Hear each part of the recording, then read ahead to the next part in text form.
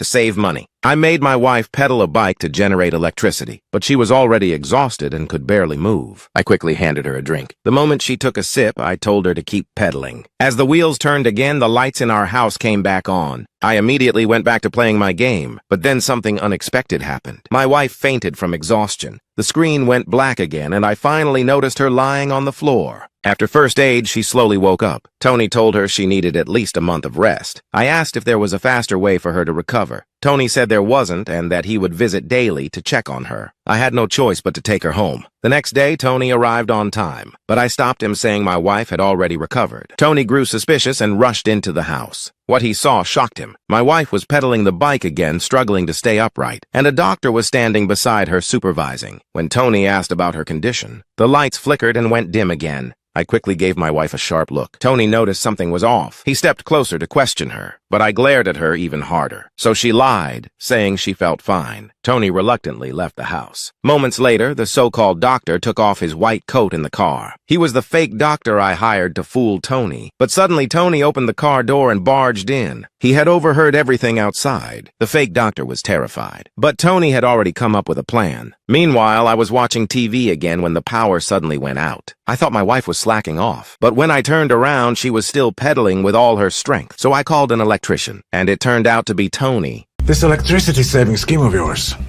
while it's illegal, I gotta tell you, it's brilliant. Thank you. How much money have you saved? It wasn't for money. She's loved to exercise. Listen, Dave. Tony didn't believe a word I said. He said he would call the police. So I told him everything. 10K? How much? About 10K a year. Bring it here. What? No.